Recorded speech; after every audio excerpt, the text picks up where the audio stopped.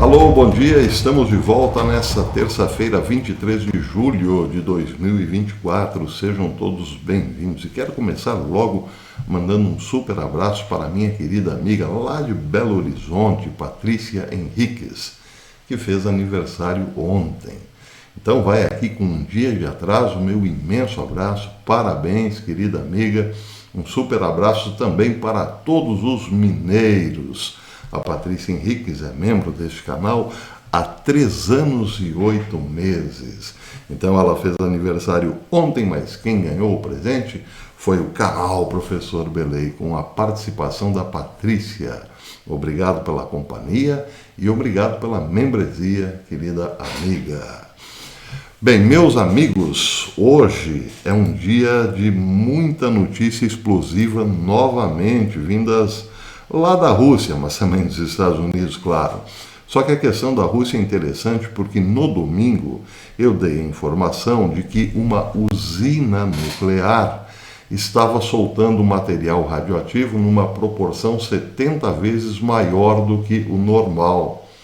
Bem, Hal Turner havia dito que algumas de suas fontes na Rússia informavam sobre um estranho acidente na usina nuclear. Alguns militares russos também falaram sobre o assunto. Disseram que sim, houve um problema na usina, mas estava tudo sob controle. Não havia nenhum perigo, nenhuma grande ameaça. Mas fica a dúvida. A Rússia está em guerra e a Ucrânia tem sim manifestado desejos de lançar drones em usinas nucleares ucranianas.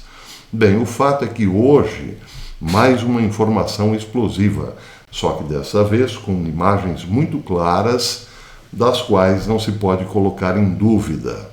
Um ataque ucraniano à maior refinaria russa no Mar Negro foi realizado nesta madrugada aqui para nós no Brasil. Pois é, o ataque gerou um enorme incêndio. Autoridades russas já disseram que o incêndio foi controlado, mas aí, bem, trata-se de uma refinaria gigantesca. A Bloomberg deu com destaque a notícia, dizendo que em uma escala dramática, a Ucrânia lançou um ataque bem-sucedido de drones na maior refinaria russa no Mar Negro, causando danos significativos e iniciando um grande incêndio. Este é o primeiro grande ataque a uma refinaria russa desde maio, com drones ucranianos mirando a instalação de Tuapse, em uma tentativa de interromper o fornecimento de energia da Rússia e prejudicar os seus esforços de guerra. Apesar das alegações russas de interceptar muitos drones, as operações da refinaria foram impactadas, mostrando a crescente capacidade da Ucrânia de atacar o território russo em profundidade e intensificar o conflito em andamento. Abre aspas. A infraestrutura da refinaria de petróleo em Tuapse foi danificada como resultado da queda de destroços de drones, escreveram autoridades russas numa declaração no Telegram, acrescentando que o incêndio já foi contido. Um dos drones ucranianos, portanto, foi visto aqui nessa imagem, atacando a refinaria de Tuapse. São ouvidos então vários disparos, mas as imagens não deixam dúvidas. O drone atacou, o ataque foi bem sucedido. Já o Ministério de Defesa da Rússia afirmou ter interceptado 75 drones ucranianos, isso numa postagem no Telegram. Perto da refinaria, no entanto, pelo menos 8 desses drones foram abatidos, mas alguns conseguiram atacar a refinaria. A maior parte desse ano foi dedicada aos ataques da Ucrânia contra o complexo militar, o complexo energético, melhor dizendo, da Rússia, para impedir que Moscou financie guerras. A maior refinaria da Rússia no Mar Negro, Tuapse, pode refinar 12 milhões de toneladas métricas anualmente, ou 240 mil barris por dia em média. Ela atende principalmente a China, a Turquia, a Malásia e Singapura, fornecendo nafta, óleos combustíveis, gasóleo a vácuo e diesel com alto teor de enxofre. Segundo a Bloomberg, esse é o primeiro ataque ucraniano bem-sucedido a uma grande refinaria desde meados de maio e acontece no momento em que a indústria de processamento de petróleo da Rússia está caminhando para aumentar as suas operações para uma alta de 6 meses, a fim de atender uma crescente demanda doméstica por combustível. Bem, é claro que Vladimir Putin não está nada feliz com essa história. E isso repercutirá muito porque, claro, os drones certamente não são fabricados na Ucrânia. E isso envolveria, então, alguns membros da OTAN. Bem, aí é preciso perguntar, mas quem é o cabeça da OTAN? O cabeça da OTAN, como todo mundo sabe, são os Estados Unidos. E o que tem chamado a atenção é o seguinte: há poucos dias vimos a última cúpula da OTAN, a cúpula anual da OTAN, em Washington. E a partir daquele momento, a Ucrânia teve sinal verde para atacar o território russo. Vladimir Putin e Medvedev vêm falando desde então, ou aumentando o tom da conversa, de que isso pode sim levar a um envolvimento direto da OTAN e, portanto, a Rússia retaliaria países membros do bloco ocidental, como a Polônia, por exemplo, que poderia desencadear a Terceira Guerra Mundial. O fato é que sim, a Ucrânia está aumentando os seus ataques ao território russo. Está aí mais uma prova.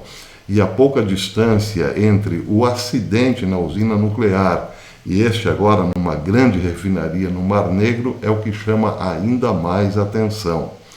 Logo mais veremos um ataque de grandes proporções a continuar nesse ritmo. E aí é preciso perguntar, a Rússia ficará apenas olhando a banda tocar? Bem, essa é a questão. Bem, tenho algumas informações a respeito do serviço secreto. Vejam só, a senhora Kimberly Castle, serviço secreto dos Estados Unidos em relação ao atentado a Donald Trump. A senhora Kimberly Castle, que é a chefe, a diretora do serviço secreto, esteve ontem no Congresso norte-americano para responder perguntas. Ela não respondeu a maioria das perguntas, que sabia a resposta. No entanto, deu uma resposta que está também colocando fogo, como um acidente numa refinaria. Vejam só, a matéria publicada hoje no Breitbart diz o seguinte: a diretora do serviço secreto, Kimberly Castle, fingiu testemunhar na segunda-feira perante o Comitê de Supervisão da Câmara sobre o tiroteio do ex-presidente Donald Trump. No entanto, o que ela disse revelou muita coisa. O pouco que ela disse revelou muita coisa. Uma pergunta que foi respondida é, na verdade, uma bomba total. Durante seu depoimento, Castle admitiu que, às vezes, as comunicações de rádio entre os detalhes do serviço secreto são gravadas. Porém, desta vez, no atentado a Donald Trump no sábado, não houve gravação nenhuma do que o serviço secreto falou, das comunicações internas do serviço secreto. Ela disse: não tivemos naquele dia comunicação de rádio no dia da tentativa do assassinato. Peraí, como assim? Tenta-se matar um candidato a presidente dos Estados Unidos, um ex-presidente, e o serviço secreto, que falhou em praticamente todas as esferas nas quais era responsável, também não tinha nenhuma gravação interna do que falavam, das ordens dadas, recebidas, as comunicações entre a diretoria e os agentes de segurança. Não teve gravação nenhuma. Não teve. Dessa vez, não teve. Mas vejam só, mais uma bomba. Essa foi publicada pelo Federalista. O serviço secreto falhou em tomar medidas críticas de segurança e privou Donald Trump de ampla proteção da tentativa de assassinato contra ex-presidentes. Mostraram novas informações divulgadas por membros do Congresso. Vejam só.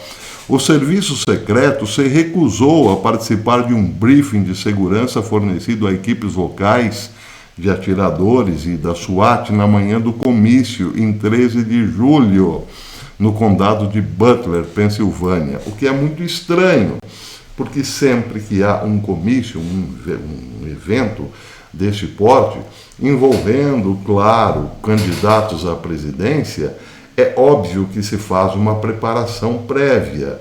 E a última etapa dessa preparação é um briefing para esclarecimento, para dar comandos, enfim, para responder perguntas por parte daqueles que farão a segurança. Só que vejam só, coincidentemente, no comício em que Donald Trump seria atentado, não houve um briefing. Na manhã do dia do sábado, no qual Donald Trump seria alvejado, também não houve nenhum briefing. Houve um briefing, sim, porém ele foi liberado ali pelo pessoal local, pela polícia de Butler. Só que, estranhamente, no pequeno briefing dos policiais locais, o prédio onde estava o atirador não aparece, na tela para orientação dos agentes de segurança. Normalmente se mostra todo o perímetro e as partes mais sensíveis, por assim dizer, aquelas mais sujeitas a ataques de atiradores, e o prédio onde estava o atirador não apareceu no briefing para a polícia local. E toda essa logística, é bom lembrar, foi fornecida pelo serviço secreto. Ele só não participou do briefing, mas deu todas as orientações, inclusive as imagens tiradas pelo próprio serviço secreto do local com os possíveis pontos delicados, entenderam, né? E o prédio onde estava o atirador, não aparece no briefing para a polícia local. É o senhor Thomas Crocs, Pois é, que já partiu dessa para outra. A cada dia que passa, meus amigos, mais informações.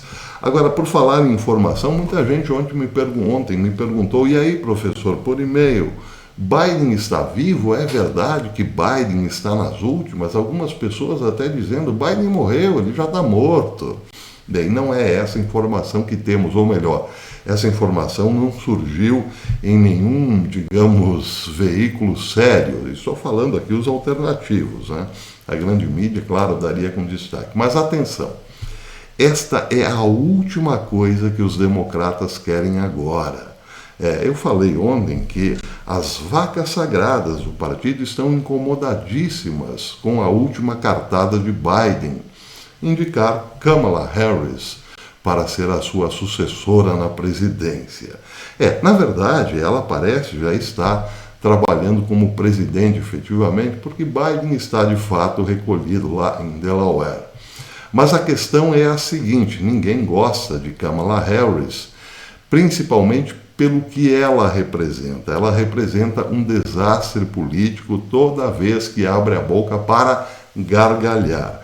Ela não entende nada de geopolítica, não entende nada de política interna, não entende nada nem mesmo de geografia, muito menos da questão mais importante para os Estados Unidos hoje, que é o complexo industrial, militar e financeiro. E toda vez que abre a boca é um desastre. Então o que acontece? Como o Biden se recolheu ao seu velho porão e Kamala Harris está, digamos assim, sob as luzes da ribalta, este é o grande perigo. Ela também não pode aparecer muito. E se Biden renunciar ou bater com a caçuleta, como se diz, ela ficará na vitrine. E isso, claro, pode prejudicar ainda mais a sucessão, ou melhor, a campanha do próximo indicado, que não será ela. Eu afirmo aqui categoricamente, posso até errar, claro, e depois, se acontecer, eu me desculparei, mas tenho quase certeza que Kamala Harris não será candidata. Mas enquanto ela ocupar a Casa Branca como presidente, será um desastre ainda maior para esse terrível momento do Partido Democrata, em que as coisas parecem não estão dando certo. As coisas passam muito perto de dar certo e não dão. Pois é. Isso porque Biden pode sim já passar o bastão para a Câmara. E ele amarrou tão bem a coisa que que agora tem gente querendo que ele fique, pelo menos até o último dia do seu mandato, para expor o mínimo possível a vice-presidente. O pessoalzinho que queria derrubar Biden está rezando para que ele continue, pelo menos até emplacar em outro candidato. Só que nesse momento a ideia é a seguinte: vamos dar tapinha nas costas de Kamala Harris, acolhê-la com a maior simpatia do mundo até o momento em que aparecer alguém definitivamente. Aí as facas nas costas começarão a brilhar. Pois é o caso, por exemplo, de Nancy Pelosi, que detesta Kamala Harris, mas ela já está dando um grande apoio à vice. Assim como também Hillary Clinton e Barack Hussein Obama. Eles estão de mãos amarradas nesse momento e precisam então bater palminha ou cantar para louco dançar. Não podem, portanto, tirar Biden da jogada para que aquela que não será encontre motivos para derrubar ainda mais a possibilidade do novo candidato.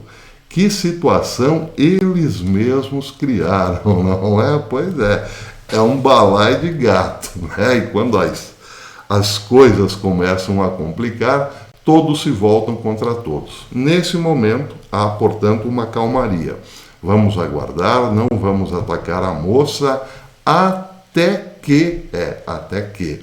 Muita gente está dizendo que esta calmaria durará em torno aí de 2 semanas até 1 mês. Depois as facas voltarão a brandir. Pois é. Última notícia interessante. Eu tenho muito mais coisa para falar, mas o vídeo já está longo. Amanhã, Benjamin Netanyahu discursará no Congresso norte-americano. Ele certamente tocará em pontos constrangedores para os democratas, como, por exemplo, o pouco apoio dos Estados Unidos na sua defesa lá no Oriente Médio, principalmente contra os novos ataques do Hezbollah. Não se sabe bem o que Netanyahu falará, mas era para ele se encontrar com Biden e Biden recusou. Só se encontrará com Netanyahu depois do discurso. A alegação é que Biden ainda está malzinho, precisa se recuperar. Agora, o que chama atenção é o seguinte: Kamala Harris não estará no Congresso amanhã para ouvir o discurso de Netanyahu. Ela estará em Indiana, viajará para a Indiana. E é interessante porque, como vice-presidente, Kamala Harris também é presidente do Senado e deveria estar lá, na cadeira da presidência do Senado, para receber um chefe de Estado da nação mais amiga dos Estados Unidos, Israel, mas não estará. Agora, chama atenção também que Patty Murray, que é senadora e, portanto, presidiria junto com Kamala Harris, ficaria pelo menos ali, na cadeira superior ao lado de Kamala Harris, também não estará. E ela, é claro, senadora democrata. Outro que não estará presente é o senador por Ohio, vice-presidente de Donald Trump, escolhido recentemente vice-presidente de Donald Trump, J.D. Vance, também não estará. O senador de Ohio diz que é favorável a Israel, está do lado do povo israelense, mas ele já tinha compromissos agendados e não estará, portanto, no discurso de Netanyahu. Netanyahu certamente reclamará dessas ausências também, pelo menos nos bastidores. Mas o que isso quer dizer? Quer dizer que o complexo militar industrial, que na verdade é quem manda nos Estados Unidos, não está realmente interessado em sustentar Israel numa grande guerra no Oriente Médio que se avizinha se o Irã de fato voltar a atacar Israel. Mas está interessado sim em manter a sua menina dos olhos, por assim dizer, o seu maior ativo de guerra neste momento, que é a Ucrânia. Daí porque é preciso enfraquecer então a ala ligada a Donald Trump em Israel, negando ajuda a Israel e, por outro lado, fortalecer ainda mais Zelensky na sua aventura contra a Rússia. Isso é realmente muito explosivo. Explico. Se Donald Trump vencer, ele certamente mudará a política americana em relação à Ucrânia. Muita gente está dizendo que ele será capaz até mesmo de sair da OTAN, tirar os Estados Unidos da OTAN. Os Estados Unidos é o carro-chefe da OTAN, é quem comanda a OTAN. Se os Estados Unidos saírem da OTAN, a OTAN simplesmente desmorona. Só que desmorona junto à indústria da guerra. O complexo militar industrial e financeiro que comanda os Estados Unidos perderia muito com a eleição, com a vitória de Donald Trump, porque afinal a Ucrânia tem rendido muitos dividendos para este grupo que ninguém viu, ninguém conhece, mas que comanda de fato os Estados Unidos.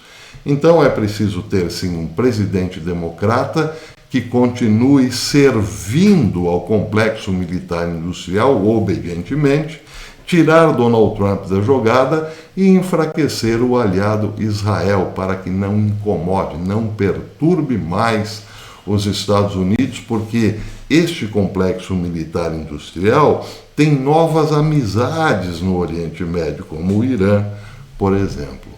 Este é o momento. Daí porque também muita gente fala que o atentado a Donald Trump no sábado foi só o primeiro de outros que virão. Pois é. Este é o momento. Bem, eu volto com mais informações a esse respeito, é muita coisa, é preciso destrinchar um pouco, mas por enquanto é isso. O panorama que temos aí é o seguinte: a Ucrânia está se aventurando cada vez mais numa guerra que pode sim descambar para uma terceira, porque é do interesse do complexo militar, industrial e financeiro que manda nos Estados Unidos hoje, que por sua vez está correndo o risco de perder o trono se Trump chegar lá. Esse é o momento. Muito conturbado. E outro detalhe: Putin ali na janela, só observando. Se você gostou desse vídeo, deixe o seu like e compartilhe os nossos conteúdos para que chegue a mais pessoas. E não esqueça, se você quer ajudar este canal, torne-se membro. A membresia é super baratinha, mas é o que nos ajuda e muito a continuarmos aqui na plataforma. E se você quer ganhar um abracito especial como a Patrícia Henriques, torne-se membro. Eu te mandarei aquele super abraço, principalmente no seu aniversário. Ademã, eu vou em frente.